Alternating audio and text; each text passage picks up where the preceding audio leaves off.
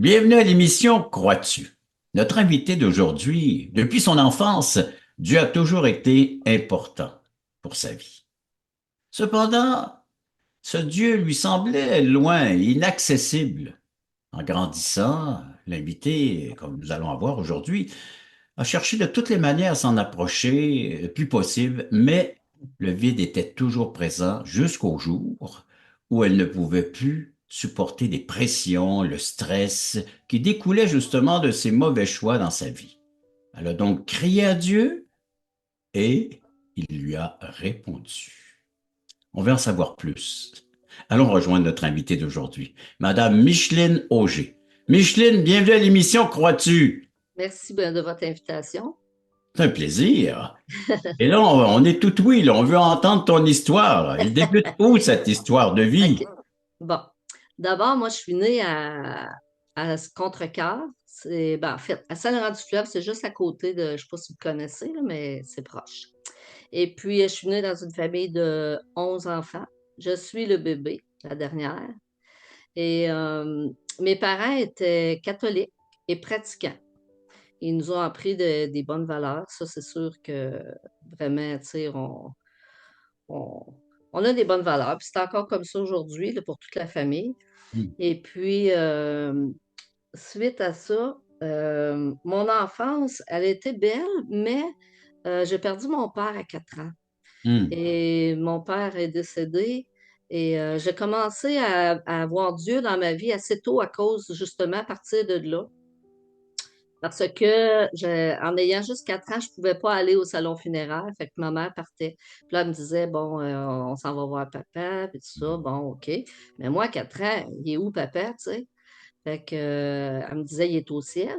Alors là, ben, au ciel, comment qu'on fait pour aller là, au ciel, tu sais? Fait Ouais. que finalement, ben, avec mon imagination d'enfant, ben, je me suis fait un escalier dans ma tête, puis il montait là, puis il allait voir papa en haut. Elle était très Alors, longue, cet elle escalier. était très longue, très longue. Exactement. Puis, ça a parti de là. Je pense que pour moi, là, Dieu faisait partie de ma vie. Mon père était avec lui, puis tout ça. Fait que c'est ça. Fait que au niveau de l'enfance, ça s'est bien passé. Ma mère, elle s'est remariée, elle, là, j'avais 9 ans. On est allé vivre à Saint-François-du-Lac. Et c'était un déménagement, là, puis c'était à recommencer, tu sais, dans le fond, nos vies. Moi, j'avais 9 ans, fait que j'avais commencé quand même à avoir des amis, puis tout ça. Hmm. Fait qu'on recommence ailleurs. Ça a bien été ça aussi. Euh, j'ai eu un très bon, beau papa, d'ailleurs. Il a bien pris soin de nous. Puis, à l'école, ça allait bien aussi, puis tout ça. Puis, à l'âge de 14 ans, j'ai commencé à chanter à l'église catholique. Il y avait des messes rythmées. Hmm. Alors, c'est moi qui chantais le samedi soir, faisais les messes rythmées. Et puis, bon, j'ai fait ça pendant 3 4 ans. Ensuite, j'ai rencontré l'homme qui allait devenir mon époux. J'avais 17 ans. Et ouais, on s'est mariés, en fait, j'avais 22 ans. Puis là, ben, le but, c'était d'avoir des enfants, de fonder une famille pour nous deux. C'est ce qu'on voulait. Et puis, j'étais comme pas capable de tomber enceinte. C'était difficile parce que je faisais toujours des infections urinaires à répétition. Hmm. Fait que je pouvais pas, il fallait que je fasse attention parce que je prenais des antibiotiques. Ça a duré très longtemps, là, au moins un an certain, si c'est pas plus. Alors, un jour, ben, j'en avais assez, puis là, je suis allée prier le Seigneur. Puis là, j'ai dit, je suis allée dans le bois. J'aimais bien prier dans la nature. Alors, je suis allée dans le bois, puis c'est drôle parce que après avoir prié, je demandais de guérir pour pouvoir avoir un enfant. Puis après ça, ben, j'ai senti une paix, là, une grande paix, comme si je sentais qu'il m'avait entendu. Hmm. Alors, ça a resté comme ça. Puis, quelques semaines après, j'ai repassé un autre test de grossesse et là, j'étais enceinte. Mais j'étais toujours sur les antibiotiques. Alors, le médecin, il a dit, écoute, on peut pas te soigner, là. Si tu es enceinte avec ces médicaments-là, ça pourrait être dangereux. Fait qu'il dit, on va te donner des médicaments aux bananes. pour les enfants. OK. Mais j'ai dit, ça ne doit pas être efficace. Il dit non, pas vraiment, mais regarde, on n'a pas le choix, on essaye avec ça. Puis, à la grâce de Dieu, j'ai eu mon petit garçon. Les infections urinaires sont parties. Je n'ai plus jamais eu après. Ça faisait longtemps là, que je traînais ça, là. Puis finalement, ben, regarde, mon garçon est venu au monde en 89, parce que nous autres, on s'est mariés en 86. Fait que ça faisait quand même quasiment 3 ans là, qu'on essayait d'avoir un enfant. C'était quand même long, là. Alors, vive les bananes, hein? Ah, ils vivent les bananes, ça a bien fonctionné. Mais c'est ça. Fait qu'Alexandre est venu au monde, puis tout s'est bien passé. Ben, plus que la même année, quelques mois après, mon mari a eu une promotion de travail. Alors, on est obligé de déménager à Matane, qui est en Gaspésie. Puis là, à ce moment-là, nous, on demeurait à Nicolette. Et puis là, on s'est parti à Matane, en Gaspésie. Là, c'était pas facile pour moi parce que tu sais, tu viens d'avoir un petit bébé, tu n'as plus d'aide parce que tes parents sont plus loin, là, tu n'as plus de famille là, proche. Alors, quand même, bon, qui prend mari prend pays, qu'on dit. Fait que c'est ça. Fait que je suis partie à Matane. Ça a été quand même difficile, mais je me suis fait une amie. Je pense que je peux le raconter. C'était trop drôle. Il y avait pas personne là-bas. Moi, j'étais en pleine campagne là-bas. Puis un jour, il arrive une femme que je vois marcher sur le bord du chemin avec son petit bébé. Et puis, hey, là, je m'habille, j'habille le petit en me dépêchant. Là, elle arrive, vous avez vu ma maison, je sors en courant. Elle dit bonjour, bonjour. Puis, ça, me présente. Je courais quasiment après elle, tu sais. Fait que finalement, non, ben, je me suis fait une amie. Fait que ça m'a beaucoup quand même aidé. Elle avait 2 enfants, moi, j'en avais un, fait que c'était quand même bien. C'était ma Micheline, deuxième voiture. on va prendre une courte pause. On va s'arrêter là, alors que la façon dont tu t'es fait une amie en Gaspésie, à Matane, après la pause, on revient avec la suite de ton témoignage. OK. Le voici, ce merveilleux cadeau.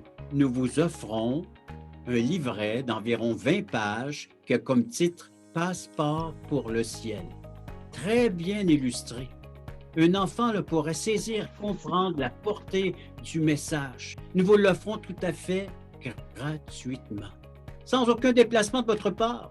Vous pouvez nous appeler, vous pouvez aller sur notre site croatu.ca, faire des demandes, mais il sera livré à la maison, chez vous. Alors donc, juste en faire la demande et il sera livré gratuitement à la grandeur du Québec, grandeur du Canada, à tous ceux qui voudront le recevoir, qui va vous expliquer comment avoir un passeport pour entrer au ciel. Et cela pour l'éternité. Micheline, te voilà maintenant séparée de tes parents. Bon, le déménagement en Gaspésie, tu te retrouves isolé, tu veux te faire des amis, puis tu as une façon bien particulière de te faire des amis, hein? Tu cours après. Effectivement. Puis c'est drôle parce que quand j'étais petite, j'étais comme ça aussi. Ma mère, Ah elle me disait, oui, ah oui, j'allais voir les amis. Je disais, tu veux-tu, je les regardais dans les yeux. Veux-tu être mon ami? Quel âge que t'as? Tu sais, fait que ah, je tu pense prends que je me suis. l'initiative. C'est ça, exactement. Ça n'a pas changé. Puis finalement, ben c'est ça, je me suis fait une amie, mais au bout d'un an et demi, mon mari a perdu son emploi. Mais là, tu sais, on venait de s'acheter une maison, tout, on s'est installé, puis tout ça, là. Là, c'était moins drôle. Fait qu'il perd son emploi parce qu'il y a eu des coupures dans ce qu'il travaillait. Puis étant donné qu'il était le dernier rentré, ben, ça a été le premier sorti. Alors là, on s'est dit, on voulait pas perdre la maison, tu sais, on voulait pas. Là-bas, il n'y avait pas de travail pour lui, là. Puis à part la pêche, puis tout ça, là, lui, il était dans les magasins, puis bon. Fait que là, c'est ça. Fait qu'on on est revenu dans notre patelin en essayant de continuer à payer la maison. Puis, mais c'était difficile vraiment monétairement, c'était dur, là, cette période-là. Là. C'était pas jojo. Là. Maman nous a prêté une maison, mais pas longtemps. Tu sais, après, il faut que tu commences à payer puis tout ça. Là. Fait que finalement, on a perdu la maison à Matane. Fait que ça a fait beaucoup, beaucoup de. C'était dur pour moi, là, psychologiquement, tout ça. Là. Puis ça s'est fait en un laps de temps quand même assez court, tout ça, là. Fait que c'est venu vraiment là, psychologiquement me toucher, là. Et puis j'ai pas fait de dépression, mais j'ai commencé à faire des crises de panique. Hmm. Alors là, c'était plus drôle parce que là, je sortais plus de chez nous. Les gens m'invitaient pour aller chez eux, mes sœurs, puis tout ça. Puis non, je pouvais pas, puis je voulais pas en parler, je voulais pas prendre de médicaments. Tu sais, je voulais vraiment m'en sortir tout seul, puis tout ça. Alors, je me suis isolée, carrément isolée. Puis, bon, avec mon petit bébé, puis tout ça. Puis bon. Puis finalement, à un moment donné, j'en ai eu comme assez d'être isolée, là. Fait que j'ai dit, là, il faut que je fasse de quoi. Fait que mon garçon, il était rendu, là, en première année. Fait que j'ai dit, je vais m'engager dans quelque chose qui n'est pas trop demandant, tu sais. Fait que j'ai dit, bon, OK, je m'en vais faire de la bibliothèque là-bas. Ils ont besoin de bénévoles. Fait que là-bas, en- on était comme en équipe de deux. Puis la personne qui faisait les équipes, elle nous plaçait toujours les deux mêmes filles ensemble. Alors, cette fille-là, ben, je suis devenue très amie avec elle. Puis là, on a commencé à faire de la musique ensemble. Elle invitait ses amis, on faisait des parties, la boisson, puis tout le kit. J'avais du fun, j'avais oublié mes crises de panique, moi, là. Oui. Ouais, c'est comme si je revivais mon adolescence que j'avais pas vraiment eue, là. Alors, j'avais du fun. Fait que là, c'est bien beau, mais à un moment donné, l'amitié, elle s'est comme, oups, ça a tombé sur l'amour. Ça c'est, oh boy. Moi, euh, j'étais, Dieu faisait partie encore de ma vie. Puis là, c'était mon mariage qui était touché. Puis pour moi, le mariage, c'était sacré. Pour moi, c'était comme, non, ça n'a pas de bon sens, là. Dieu nous a mariés, puis tout ça, je peux pas faire ça. Puis... Mais c'était plus fort que nous. Ça a été plus fort que nous. Alors, ça a duré comme ça. Les 2 premières années, ça a bien été. On a eu du plaisir, c'était bien, mais après ça, ça a commencé à être beaucoup trop d'alcool. Puis là, la jalousie est embarquée là-dedans parce qu'elle avait un mari et j'avais mon mari, oui. Puis finalement, j'ai divorcé en 95. Ça faisait 9 ans que j'étais mariée. Et là, j'ai divorcé. Et puis là, je me suis dit, ben, coudonc, c'est bon, OK. Au nom de l'amour, je pense que Dieu va accepter ça, tu sais. Hmm. Hein? Fait que bon, fait que je suis partie avec elle, puis au nom de l'amour. Mais j'ai vécu 25 ans avec cette personne-là. Et puis, parce que je me disais, j'ai divorcé, j'ai voulu prendre un autre choix, ben là, il faut que j'assume mon choix. Même si je suis pas heureuse, je vais porter ma croix, puis garde. Bon, fait que je suis retournée aux études. Je voulais pas qu'on ait de la misère monétaire, j'avais connu ça. Je suis retournée aux études, j'ai étudié en éducatrice à l'enfance, et puis j'ai travaillé 20 ans là-dedans. Fait que j'ai passé 25 ans avec cette personne-là. Euh, Comme des montagnes russes, on pourrait dire. Oui. Tu sais, ça allait bien, ça allait pas bien, ça allait bien, ça allait pas bien, mais l'alcool était toujours là, puis c'était... Puis moi, je pense que Dieu m'a protégé un peu de ça parce que dans le fond, j'ai commencé à faire avec l'alcool, j'ai commencé à faire de l'arythmie cardiaque. Fait que là, j'ai été obligée, moi, d'arrêter. Fait que là, on n'était plus dans le même beat, là. Alors, là, ça fonctionnait plus, tout ça, on était vraiment pas bien là-dedans. Fait que c'est là Fait que tu que... rejoins donc le mot d'introduction que j'ai lu au début de l'émission concernant Ouais, ta vie, où est-ce qu'il y avait beaucoup de beaucoup stress de et de stress. pression concernant Oui, ton choix au sujet de ta vie. exactement. Puis en plus de ça, en plus, j'ai été 1 an et demi en arrêt de travail à cause que j'ai eu un accident de travail. Je me suis blessée dans le dos. Fait que je faisais de la physiothérapie pendant 1 an et demi. Et puis, mais c'est un mal pour un bien parce que rendu là, j'étais plus capable de supporter la pression. Hmm. Alors là, c'est là que j'ai crié à Dieu. C'est là que j'ai crié à Dieu.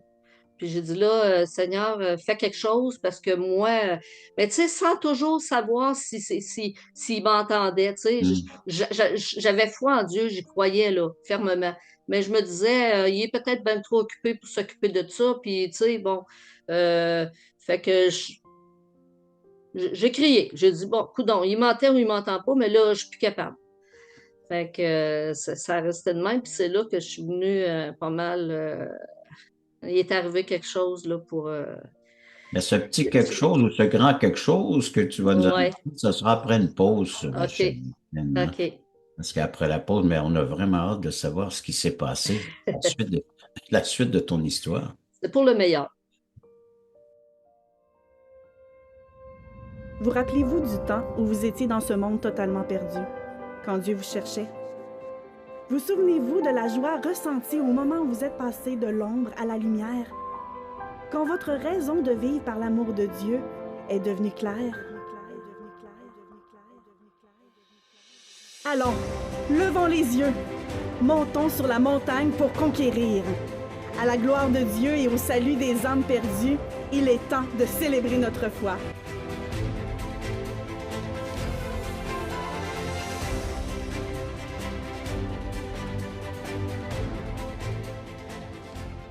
Micheline, plusieurs décisions de ta part, des choix que tu fais qui amènent du stress et de la pression sur ta vie, et puis là, tu n'en peux plus, tu cries à Dieu. Oui, je crie à Dieu. Puis il m'a répondu. Là, après, j'avais la certitude que là, il m'entendait. Alors, le Alors, ben, lendemain, raconte-nous ça. oh yes! Le lendemain, je m'en vais en physio. Puis moi, devant chez moi, c'est un grand boulevard. Alors, je vois quelque chose dans la rue. Ça avait c'est un pompon. Il y avait un genre de pompon rouge que je voyais. Puis, il y avait un signet. Ah, Alors, c'était un signet. C'était écrit, c'était un signet de Jésus. Puis, c'était écrit d'avoir confiance en lui. Puis tout ça. Alors là, ça a fait, wow! Hey, là, j'étais, ça Jésus, t'es traînait mon là, dans frère. la rue, ça traînait. Ça traînait dans la rue. Bon. Ah OK. oui, carrément. C'est vraiment, je l'ai ramassé. J'ai dit, ça y est, tu m'as entendu, puis t'es avec moi, puis je vais m'en sortir, puis tout ça. Là, ça m'a redonné la foi là, d'avoir un peu de guts pour continuer. Puis, bon, fait que là, je ramasse ça, puis tout ça.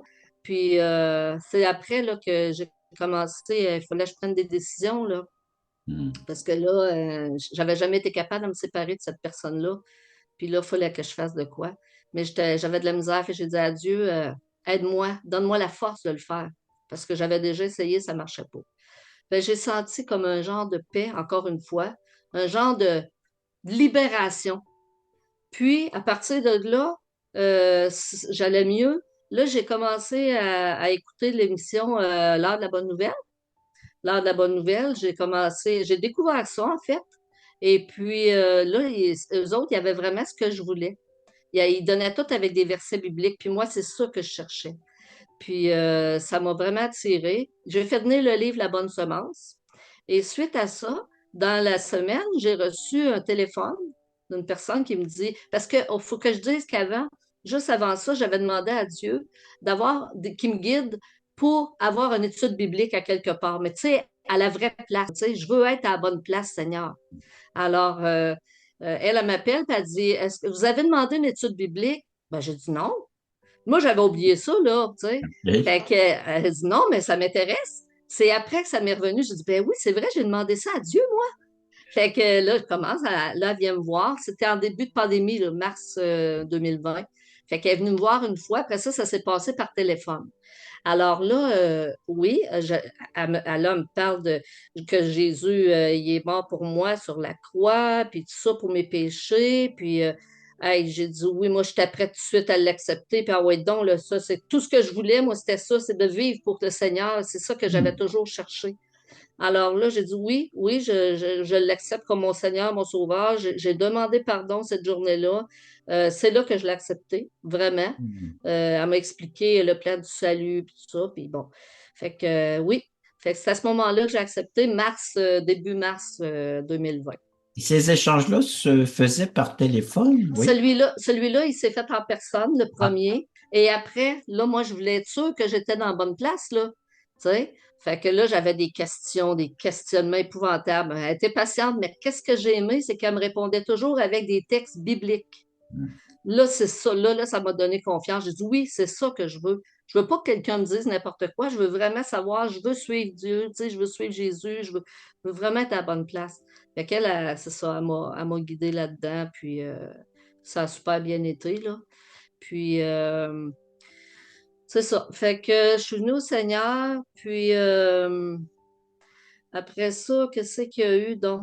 On va-tu Ben, les connaître, nous, ces textes-là de la Bible?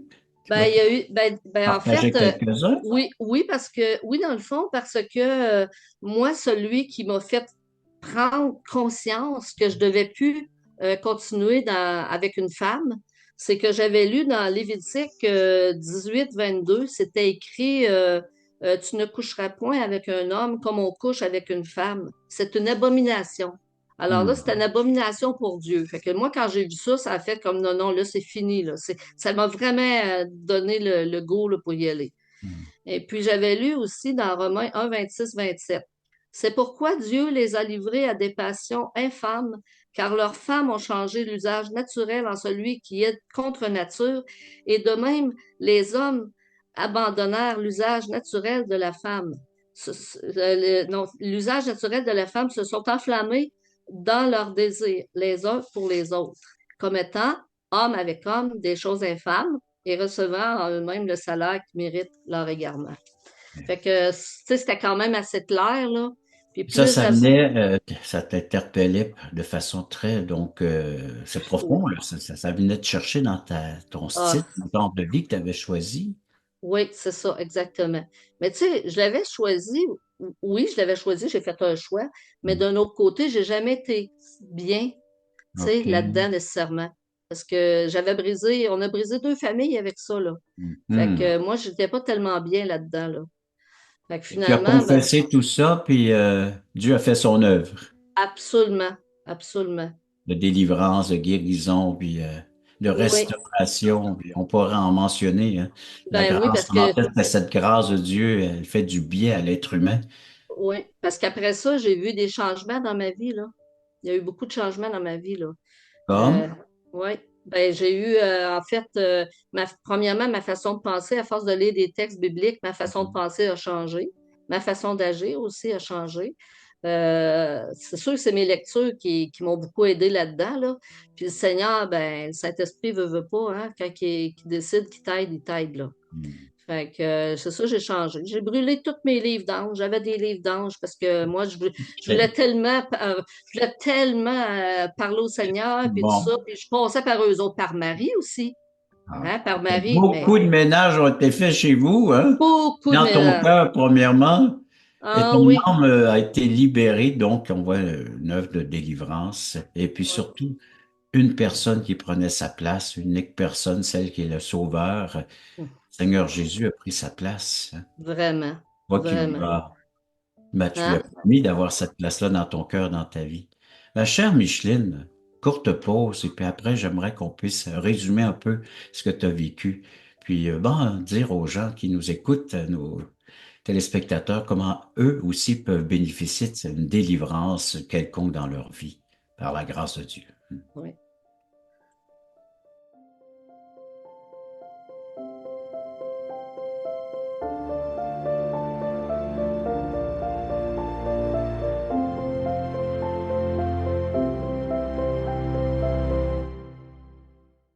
Le samedi 11h30, Crois-tu vous invite à regarder les témoignages vivants et percutants qui nous ramènent à l'essentiel. Nos invités vous dévoileront comment le Seigneur est entré dans leur vie. Micheline, donc, tu nous dis que le Seigneur a changé complètement ta vie, et dans une nouvelle façon de voir la vie, de vivre.